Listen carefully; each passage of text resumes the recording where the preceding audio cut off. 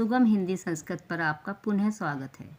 पहले मैंने आपको आपकी कक्षा 4 की हिंदी व नैतिक शिक्षा की वीडियो बनाकर दी थी। आज की कक्षा में हम पाठ 18 महारानी लक्ष्मीबाई के विषय में पढ़ेंगे और मैं आपको इसके शब्द अर्थ तथा प्रश्नोत्तर आदि कार्य को भी समझाकर पूरा कराऊंगी। तो ध्यान से देखिए। बच्चों, हमारी भारत भूमि वीरों की भूमि है। समय समय पर इसमें अनेक वीर पुरुष और वीर स्त्रियां पैदा हुई हैं। उन्हीं में से एक वीरांगना है महारानी लक्ष्मीबाई। तो आइए अब हम उनके विषय में जानते हैं। मातृभूमि का मस्तक ऊंचा करने वाली भारत की वीरांगनाओं में महारानी लक्ष्मीबाई का नाम विशेष महत्व रखता है। उनके बचपन का नाम मनुबाई था। मनु के पिता मोरोपंत और माता भागीरथी धार्मिक प्रवृत्ति वाले थे, अर्थात धार्मिक कार्यों में उनकी रुचि थी। चंचल और नटखट होने से मनु को छबीली कहा जाने लगा था। बचपन में वे बहुत चंचल थीं, तो इसलिए उन्हें प्यार से सब छबीली कहते थे। उनका बचपन पेशवा बाजीराव के दत्तक पुत्र नानाजी और राव साहब के साथ बीता। बच्चों, दत्तक पुत्र होता है, यदि किसी के कोई पुत्र नहीं होता तो वे उसको गोद ले लेते हैं। तो नानाजी ऐसे ही दत्तक पुत्र थे। मनु उनके साथ घुड़सवारी करती, अर्थात घोड़ों की सवारी, शिकार खेलने जाती और नकली युद्ध किया करती थी। इस साहसी बाला का विवाह झांसी के महाराज गंगाधर राव के साथ हुआ। विवाह के बाद इनका नाम लक्ष्मीबाई रखा गया। कुछ वर्ष पश्चात लक्ष्मीबाई ने पुत्र को जन्म दिया, पर वह बालक 3 मास जीवित रहकर चल बसा, अर्थात उसकी 3 महीने बाद मृत्यु हो गई। गंगाधर राव पुत्र की मृत्यु से बहुत दुखी हुए और अंत में यही दुख उनकी मृत्यु का कारण बना, अर्थात उनकी भी मृत्यु हो गई। मरने से पहले उन्होंने दामोदर राव नामक बालक को गोद ले लिया था। इस समय भारत पर अंग्रेजों का राज्य था। महाराज गंगाधर राव की मृत्यु होते ही अंग्रेजों ने झांसी को अपने राज्य में मिला लिया और उसकी रक्षा के लिए सेना भी रख दी। महारानी लक्ष्मीबाई को 5,000 रुपये मासिक पेंशन की घोषणा कर दी गई। इस अन्याय के विरोध में महारानी ने बहुत अपीलें की, पर सुनवाई न हुई, क्योंकि महारानी इससे सहमत नहीं थी कि कोई उनके राज्य को ले ले और बदले में उन्हें केवल 5,000 रुपये मासिक की पेंशन दे। इन दिनों अंग्रेजों ने अपनी नीति से कई राज्य हड़प लिए, अर्थात उन पर अपना अधिकार कर लिया। सतारा, नागपुर, मैसूर, कर्नाटक और महाराष्ट्र के राजाओं पर कई दोष मढ़कर उन्हें राजगद्दी से उतार दिया। पेशवा द्वितीय की मृत्यु हो जाने पर उनके दत्तक पुत्रों नाना साहब और राव साहब को एक पैसा भी पेंशन देना स्वीकार नहीं किया गया, क्योंकि उन्होंने उन गोद लिए पुत्रों को पेशवा का पुत्र ही नहीं माना था। इस पर जो राजा अंग्रेजों के अन्याय के शिकार हुए थे, वे एक एक करके संगठित होने लगे, अर्थात वे आपस में एकजुट होने लगे थे। भारतीय सैनिकों में भी असंतोष था। कारण यह था कि सैनिकों को जो कारतूस मिलते थे उन पर चमड़े का गोमांस का ढकना लगा होता था। गोमांस अर्थात गाय का मांस। और बच्चों, गाय हमारे यहाँ बहुत पवित्र मानी जाती है, इसलिए गाय का मांस को कोई कल्पना भी नहीं कर सकता कि उसे मुंह से लगाया जाए।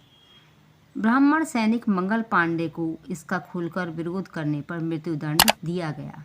इस पर सेना में विद्रोह फैल गया। भारतीय सैनिक संगठन की माला में पिरोए जाने लगे। कमल का फूल और रोटी इनका संकेत चिन्ह था, अर्थात आपस में सैनिकों को कमल का फूल और रोटी का संकेत दिया जाता था एकजुट होने के लिए। सैनिकों ने प्रतिज्ञा की, जब आज्ञा हुई हम अंग्रेजों का सर्वनाश कर देंगे और भारत को स्वतंत्र बनाएंगे। सन 1857 के लगते ही भारत में स्थान स्थान पर अंग्रेजों के विरुद्ध विद्रोह छिड़ गया। झांसी में भी महाविद्रोह हुआ और लक्ष्मीबाई ने महारानी के रूप में राज्य की बागडोर अपने हाथ में ले ली। इस पर जनरल सर ह्यूरोज की कमान में अंग्रेजों ने झांसी पर आक्रमण कर दिया। तात्या टोपे ने रानी की सहायता की। यह युद्ध 11 दिन तक चला। जब महारानी को विजय की आशा न रही तो उसने अपने 8 वर्षीय दत्तक पुत्र, जो कि उनका गोद लिया गया था, उसको पीठ पर बांधा और 1000 सैनिकों को साथ लेकर वह अंग्रेजों पर टूट पड़ी, अर्थात उनके साथ युद्ध किया। कहते हैं महारानी ने गढ़ की दीवार के ऊपर से, गढ़ अर्थात किला, जिसकी ऊंचाई 2 मंजिलों जितनी थी, घोड़े सहित छलांग लगाई थी। भयंकर युद्ध हुआ। महारानी ने अपनी वीरता और साहस से अंग्रेजों के छक्के छुड़ा दिए, अर्थात उन्हें बुरी तरह पराजित कर दिया। वह अंग्रेजों की सेना को चीरती हुई बिना कुछ खाए पिए निरंतर चलती हुई कालपी पहुंची। कालपी झांसी से 102 मील की दूरी पर है। अंग्रेज जनरल झांसी को जीतकर कालपी की ओर बढ़ा। मुट्ठी भर अर्थात थोड़े से सैनिकों के साथ महारानी ने उसका डटकर मुकाबला किया, पर सफल न हो सकी। वहां से चलकर महारानी ने तात्या टोपे और राव साहब के साथ मिलकर ग्वालियर को जीत लिया और फिर पूरे बल के साथ अंग्रेजों पर धावा बोल दिया, अर्थात चढ़ाई कर दी। भयंकर युद्ध हुआ। महारानी वीरता से लड़ी, पर वह शत्रुओं के बीच में घिर गई। अपने अपूर्व साहस से वह अंग्रेजों के घेरे को तोड़कर निकल चली, पर एक अंग्रेज सैनिक ने पीछे से वार किया, जिससे महारानी का आधा सिर कट गया, पर वह फिर भी लड़ती रहीं। अब शत्रुओं ने रानी की छाती को छेद दिया, अर्थात वो बुरी तरह से घायल कर दी।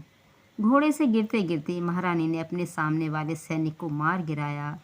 महारानी के मरकर गिरते ही उनके एक सैनिक ने शव को उठाया और पास ही महात्मा की कुटिया में ले गया।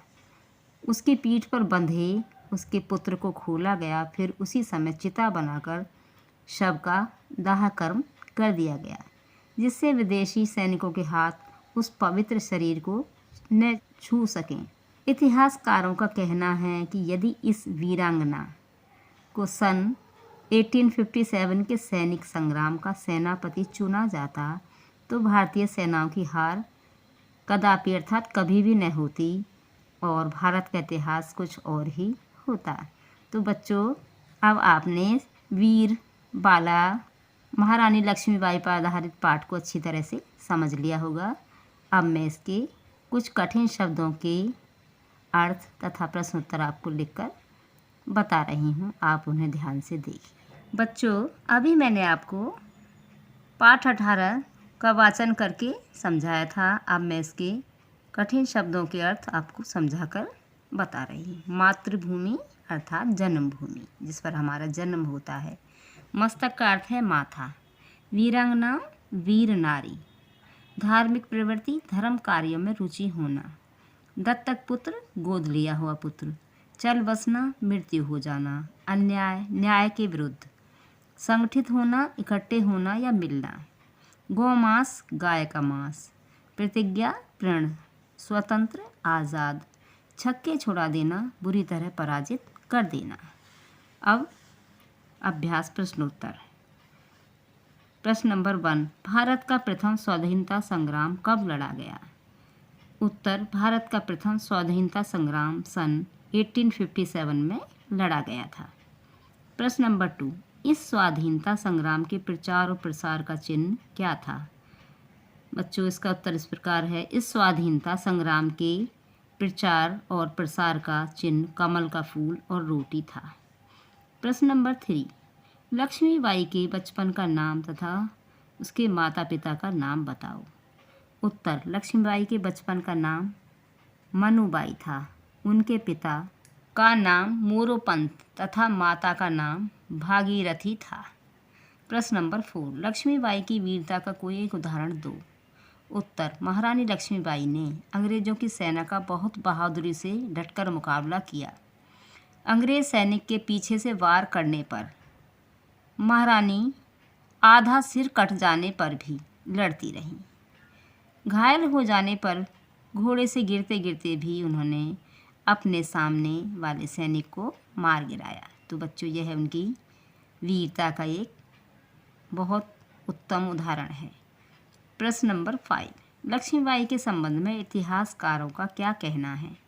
उत्तर, लक्ष्मीबाई के संबंध में इतिहासकारों का कहना है कि यदि इस वीरांगना को सन 1857 के संग्राम का सेनापति चुन लिया जाता तो उस संग्राम में भारतीय सेनाओं की कभी भी हार नहीं होती और उस समय का इतिहास कुछ और ही होता। बच्चों, अभी मैंने आपको पाठ 18 के शब्दार्थ तथा प्रश्नोत्तर लिखकर बताए हैं। अगली वीडियो में अगले पाठ पुष्प की अभिलाषा नामक गीत को पढ़ाकर समझाऊंगी और उसके प्रश्नोत्तर आदि अभ्यास कार्य को समझाकर पूरा कराऊंगी। धन्यवाद।